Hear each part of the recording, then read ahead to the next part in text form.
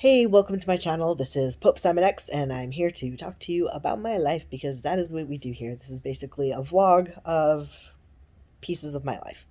I want to address a couple of comments that have repeatedly been shown on my videos in some form or another since the very first video when I came out as a lesbian. And they come down to this idea that trauma made me queer, and or trauma made me trans, and or I need therapy. I need the right kind of therapy. And if I learn to love myself, then I wouldn't have to change anything in order to be who I am. So I kind of want to address those today and then also talk a little bit about how I ended up where I am and why I know that none of this is done the way that those people think it is. And why I know that those ideas are not based in my reality. So, number one, I have pursued therapy off and on since I was 18, 19. Yeah, I've pursued therapy off and on since I was 18 or 19. I haven't been perfectly consistent about it because I'm bipolar, and when my moods are in a good place, I think I don't need therapy and I think everything is fine. And so I stopped taking therapy. I stopped going to therapists. And when I'm depressed, then I go to my therapist. That's a bad plan, by the way. I need consistent therapy. I know this now. I learned this a long time ago. Since about 2016, 2017, I have had consistent therapy, except for when I haven't had insurance. So that's like 5 to 6 years, right? Consistent therapy, except for when I didn't have insurance. And in that 5 years, that's when I started to work through the things that allowed me to be able to love myself to the point that I was able to accept the fact that I was queer and trans. It was therapy that allowed me to be who I am. Therapy is not going to convince me out of it. Trust me, I tried that. It didn't work. Instead, it made me hate myself when I tried to convince myself out of these things. And when I accepted who I was, that helped me become happy in my own skin. Second thing, the biggest trauma that I have experienced in my life, and this is huge to say because I have the whole gamut of trauma. The biggest trauma I have experienced in my life was the words and the actions that were said to try to make me not queer, that taught me to hate myself as a queer man. That's the biggest trauma I experienced in my life because it caused me such a deep level of hatred towards myself as a human. It caused me to despise myself on such a level that I have suffered from suicidal ideation ever since it began. And the only time that I've really wanted to live my life for me is after I came out as both queer and trans and embraced myself as who I am. Now I want to live for me. My life is mine, and it's kind of great and beautiful. Before, it was this fake life that I lived. So here's the story. When I was a kid, I just was a kid. I had been told I was a girl. I didn't feel like a girl, but everybody told me I had to be a girl, and it annoyed me that I was a girl, according to everybody else. But I didn't really have any context to see myself any differently beyond just being annoyed that I was a girl and nobody would ever treat me as a boy because I really wanted to be treated as a boy. Here's a silly example. When I was in second grade, there was this kid named Tony who we played baseball in the field together. And by we played baseball in the field together, we threw around a baseball, okay? That was as far as we got. He wanted me to bring a bat to school, but I was afraid I would get in trouble because it could be used as a weapon. And that probably is true. I probably would have gotten in trouble, but I was such a rule follower that I couldn't bring myself to bring the bat to school. So we threw around a baseball in the field. Anyway, the thing is, I loved it. I was so thrilled. We were talking about dreams, and I was like planning on growing up and being a famous baseball player. That was my dream in second grade, was being a famous baseball player. And then I learned that I couldn't be a famous baseball player because I was quote unquote a girl. And I was so mad that I stopped caring about baseball completely. I refused to play it unless I absolutely had to. And when I did, I was intentionally bad at it. Because I wasn't allowed to do it because I was a girl. And there's some level of feminism there, absolutely. But it really was, I didn't see myself as a girl except for when it was shoved at me. Thing number one. Thing number two, when I was a little bit older, um, guys, if you look at pictures of me, it's so obvious I was queer. It's so obvious that I was this little bubble of queer energy that was trying to figure itself out. Like, that's what I was trying to do. And I don't know. Pre pre my school picture day in 7th grade, it was like I was a completely different person. And somewhere between that school picture day in 7th grade and the school picture day in 8th grade, I completely changed. 7th grade, I thought that the epitome of looking good for a school picture day was wearing a giant orange shirt with overalls, my hair parted in the middle, and chopped short. I thought I looked fantastic. I was wearing my favorite color. The orange shirt was one of my brother's. It was definitely a size medium men's, not children's, men's, if not a size large in men's. And I just loved it. I got so much crap for that picture. And at the same time, all this was going down between 6th and 7th grade, my mom started to realize that I was not being girl enough. And then I started to have issues around puberty with becoming more feminine on the outside. I was having meltdowns about the fact that I was growing breasts and that I was menstruating, though she didn't know about the meltdowns about menstruating because she saw the one about me growing breasts and she freaked out. My mother freaked out so badly because she thought I was a lesbian. I don't think she had a concept of a trans man really at the time. It was late 90s, early 2000s. Not a whole lot of conversations were happening about trans men, at least not in our corner of Utah. But what she did think is that I was queer. And she did her damned best to make sure that I didn't stay queer. She repeated things about the scriptures to me, about words of the prophets. She yelled at me. She screamed at me. She did her version of conversion therapy on me. She literally beat me to try to make me both cis and heterosexual. And I didn't have the context for all of this when I started this journey. So when I first came out as a lesbian, I had these memories of my mom having these yelling matches and screaming at me, and I remembered the beatings and I remembered all the other things, but I didn't put it all together because there was one key component that was missing, and that key component was that I was actually trans, and that the conversation that it started around was me growing breasts. So, it's not a surprise when you know my whole story that I came out as trans. It's a surprise because you guys are seeing a microcosm of it. It's a surprise to my family, besides my mom, who is dead, who cannot answer these questions because she's dead. So it's a surprise to the rest of them because they didn't also hear these stories. They didn't hear the yelling match. Well, they probably heard the yelling match, but they didn't know what it was for. Um, Yelling match isn't the right word either because I did not yell. I just sat there and took it. But anyway, they didn't know why my mom was yelling. She yelled all the time. She was abusive all the time. Um, it wasn't out of the normal for her to be yelling and screaming at a kid and abusing one. So nobody in my family bat an eye that this was happening to me because they didn't know, because it just didn't seem out of the normal for my mom to do this. But she did it especially around me being queer. Like I said, I don't think she had a concept of trans. Um, so she was trying to make me girly and feminine, and at the same time, I'm getting at church, being told all these lessons about being a girl and feminine, and I go to school on my 7th grade school picture day, and I'm wearing this outfit that I adored, and I came out. I don't even think I got made fun of that day at school. I don't think anybody said anything to me that day at school. It just was me, and nobody batted an eye.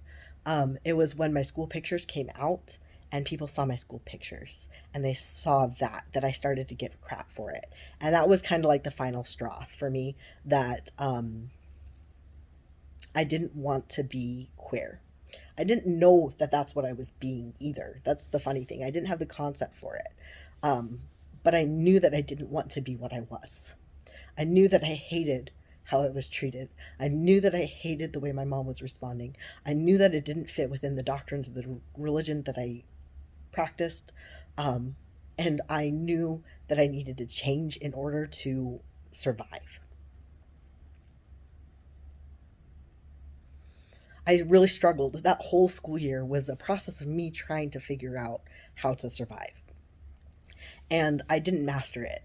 But what happened is between 7th and 8th grade, I switched schools. Not a normal time to switch schools in Utah, but that's where I switched schools. I went to the school that my dad taught at because he taught German, and so I would get to take German. That was my excuse. But my real reason I wanted to do it was to run away from the life that I had, to stop being the queer kid. Even though I didn't know that's what I was. So, my sister I live with right now, she was there one day in that summer between 7th and 8th grade, and I had a breakdown. I had a lot of breakdowns at that age. Um, they were pretty regular. And I had a breakdown, and I ran into the bathroom yelling that she didn't understand what I was trying to say and that she didn't really see me. And she walked in and she said a lot of really good pep talk things to me. And one of them was that you can be anybody you want to be. You're really capable. You're beautiful. You're talented. You're strong. Da, da, da, da, da. But what I took out of this was that you can be anybody you want to be. So as a almost 8th grader, I started to create a new person for myself. I had already changed and I was going by Cindy regularly. Um, so I didn't have the dead name, my birth name, hanging over me anymore.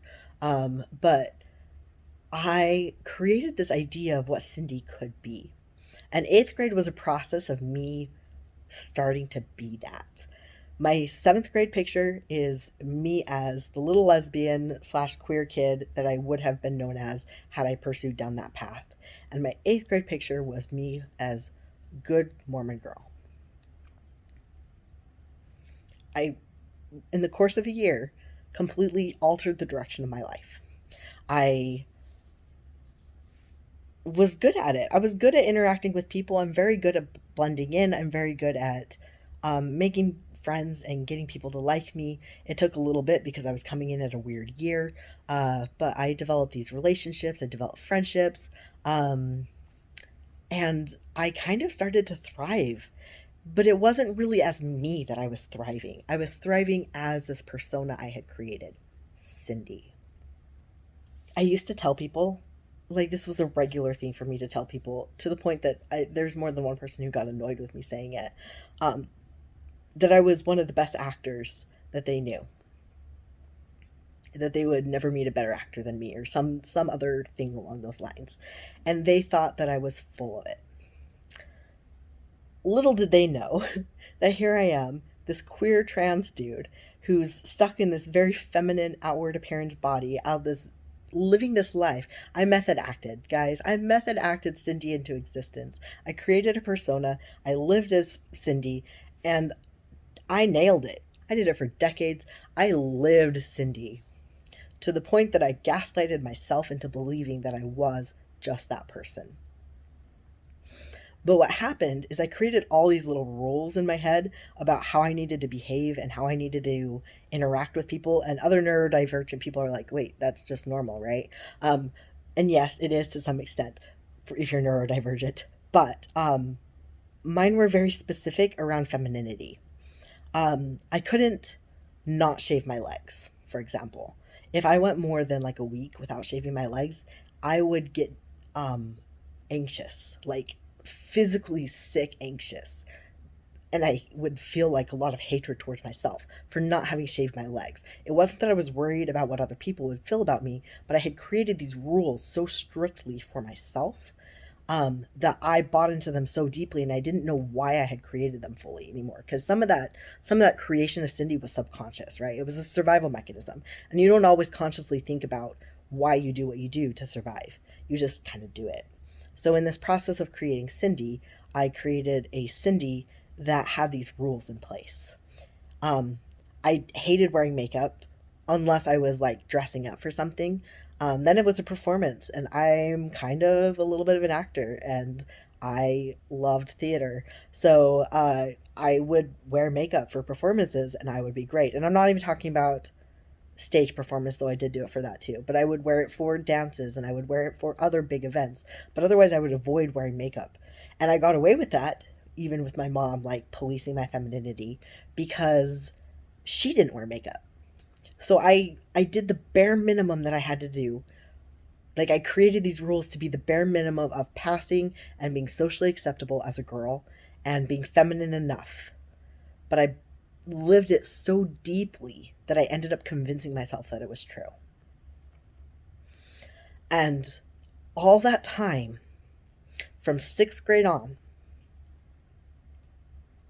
I hated myself. I loathed myself on such a deep level. I loathed myself on such a deep level for who I was, what I was doing, and I didn't even know why. I believe there was something inherently wrong with me, that there was something inherently bad about myself, that no matter what I did, I would never be good enough. And some of that would have happened anyway because of the abuse, but there was this extra layer of it because of the queer and the trans and all those other things that were going on. And then my mom trying to fix me out of. Uh,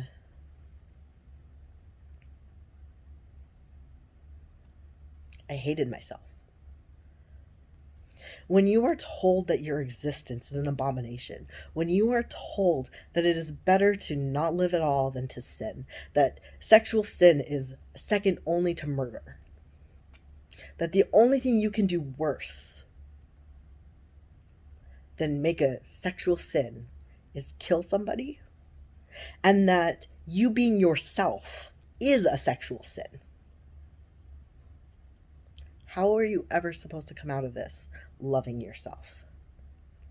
So, the reason that despite the fact I was getting therapy from the time I was 18, that I could never ever figure out how to love myself, despite my introspection, despite all the hours I spent working on myself, despite all of the other self healing journeys I did, the reason I couldn't love myself was because I didn't accept myself as queer. I didn't accept myself as trans. And it took me accepting myself as queer and trans for me to learn what self love even means. Most of my family doesn't even know still. Some of them will find out from this video. Some of them will not watch this video because they don't watch my videos, and that's fine. But some of my family doesn't even know about what my mom did. And the thing is, I'm not fully convinced that even if my dad had known at the time what my mom was doing, he would have stopped it. I'm not fully convinced that had he even tried to stop it, that the people he would have taken me to help me stop it would have stopped it. I'm not convinced growing up in the society and the culture and the microcosm of Mormonism that I was growing up in. I am not convinced that anything would have been done by the right people to stop it from happening.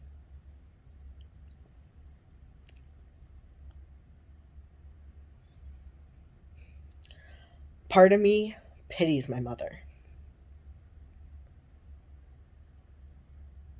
It's a weird take, I know.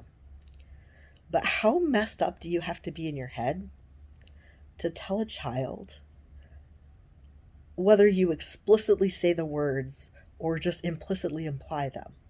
It doesn't matter. How messed up in your head do you have to be to tell a child that it would be better for them to die than to be themselves? That's who needs therapy. The people who told me that it would be better for me to die than to be myself.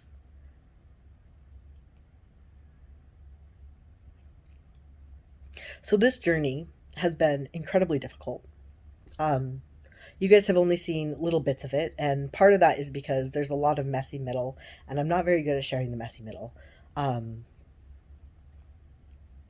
I'm very bad at being vulnerable, which may seem strange to you given that I'm just like bearing my soul on a video. But the reason I'm doing that is because it's a video and I cannot see your face. But through some of the very vulnerable pieces of my healing journey, I have not felt comfortable talking to people about what's going on. So even within my close circle, there's a lot of people who don't know what happened and the healing that I've gone through and the journey I've gone through. I have bounced across the west of the United States, and then now I'm all the way across on the East Coast. I'm living in North Carolina now. I enjoy it here. I kind of like the trees. It's kind of nice.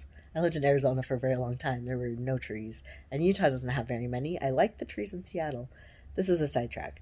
Anyway, my point is I've made this huge journey physically and mentally and emotionally, and I'm not even close to done. I'm not even close to done. But what I can say is that the therapy I have gotten, working through my trauma and learning to love myself, is the reason I'm sitting here before you right now as Simon. It's the reason I'm still alive. If I hadn't continued to get therapy and work through that trauma, at some point in time, my suicidal ideation would have gotten the better of me. It got close. It got close. This last time, the reason it didn't get closer, the reason I got myself to the hospital, was because I loved me. And that may seem really bizarre that I can be that depressed and hate my life enough to want to die, but at the same time love myself enough to keep myself alive. But if you've ever been there, you'll know that when there's that shred left, it was just that shred left that I was like, there's enough of me that cares to get myself to the hospital. And so I did. I am alive because I learned to love myself. I love me. I love Simon. Simon is a pretty cool dude. And the people who don't like him, that's fine. People don't have to like everybody. That's fine. But I love me. I'm not worried about what other people think all the time. I'm not worried about how people are going to respond to me. I'm not worried about basically anything beyond my own physical safety. Obviously, the undercurrent of hatred is causing some issues, safety wise. And that does concern me. But in terms of an individual not liking me, I don't really care anymore. I'm not people pleasing anymore. I like me. I'm really not a different person than I was before. I'm just a more genuine, more authentic, better version of me. I am happier overall. There's days that I'm having harder, absolutely. But when I'm happy, it is a genuine, deep happiness. It is joy that I didn't know that was possible. It's not the manic, ecstatic high that I used to think was happiness. It's actual joy in me and my existence. And I didn't know, just like I didn't know that you could romantically and sexually be attracted to someone before I came out as a lesbian, I didn't know that you could love yourself the way that I love myself. That you could love waking up in the morning and actually want to get out of bed. Do you know how many years of my life I dreaded getting up? If I didn't have a reason to get out of bed, I didn't. That's a true statement. If I didn't have a reason to get out of bed, I wouldn't get out of bed.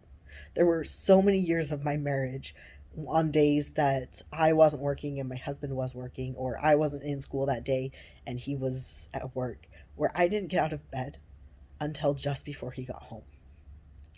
I got out of bed for my husband. I liked him. I didn't like me. I didn't see a reason to live for me. That changed this year. Every single day I get to wake up and be Simon. And if I was called Simon or CJ or any other name, it wouldn't matter because I'm me. I get to be me. And I don't know what life is going to hold. There's no promise for tomorrow. There's no promise for anything except for the now. But I like me. I like me in the now. I like that I exist. So when I read the comments of people telling me to get more therapy, I agree with them. I need more therapy. Um, but I don't think that therapy is going to do what they think it's going to do. And when they tell me I need to learn to love myself more, I just kind of laugh because I've never loved myself more than I do now. And when they tell me that it's the trauma that made me trans, I laugh even harder because the worst trauma was not being allowed to be myself and literally getting physically and emotionally beaten out of it. My story makes sense if you look at the whole thing. The problem is we rarely get to see people and their whole lives. We see moments and snapshots of their life. People who lived in the same home as me didn't know my whole story. I didn't even have context to put all the pieces of my story together, even though I knew my whole story. Until I had the light bulb moment and came out as trans and had the memory of me crying because I had breasts and my mom screaming at me and beating me over it. Once that put into place, the rest of it was just like, oh my God, this makes so much sense. Hindsight's 2020. I can look back at my whole story and be like, ah, yes, this makes sense. But in the moment, I was living in survival mode. I've been living in survival mode most of my life. And you don't really see clearly when you're in survival mode. You live on moment to moment to survive. All of this really is to just say that before you judge somebody on the outside, before you look at the snapshot of some content creator's life that you're seeing and think you know the whole story, maybe take a step back. Because even if they're sharing big, important pieces of their story with you, like I did, they probably aren't sharing it all. There's still a million pieces to this story that I could share. Selena Gomez recently dropped a song that was basically like, it said something in there like, if one person, like, if people can benefit from my story, I want to share it. And she was talking about some of the hard stuff in her life in that story about being depressed and mental health. And that's how I feel about this. I'm not sharing this for my benefit at this point. It's nice to get words of validation, sure, but I get hatred here too. So if I just wanted words of validation, I would just go seek out the people who are going to give me validation instead of posting this publicly.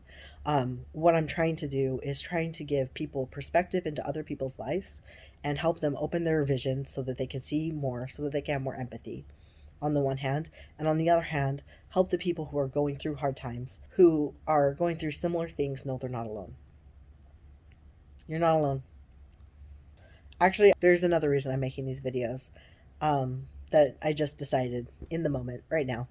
And that is because I kind of have this 5-year swing where I have like 2.5 to 3 years that are really good and then 2 to 2.5 years that are really bad. And it kind of is this cycle that I've been going through most of my life. And if I'm right that I'm swinging into the good years, I want to create so much content and so many good memories and so much positivity in my life that when I hit the next dark patch, whether it's in 3 years, 10 years, or 30 years, that I can look back and be like, ah, but Simon, remember why you wanted to live. So there's another reason I'm making these videos. Anyway, sorry if my eyes are looking in weird places. I get if that's annoying. Hopefully, if it is, you just listened to these and didn't watch. But I wanted to create this video now while I'm thinking about it, so that you guys can know that this journey is not sudden, even if it seems sudden to you. There's a lot that has gone on behind the scenes that you're not aware of. I also want to thank the people who have been giving me words of validation and encouragement, particularly some of the people who have re-shown up in my life through this, who were in my life before and re-cropped up because they saw me going through a hard time and they wanted to make sure that they were there to support me. People can either be great or horrible, and I've seen both in response to my videos, and a lot of in between, but I just wanted to thank those who have been great. We as humans, particularly Americans, need to learn more empathy. So I hope that you listening to my story helps you see the world through a different light if this is not something that you understand very well. And if it is something you understand, know that I see you, and for future me, it's worth it. Peace out.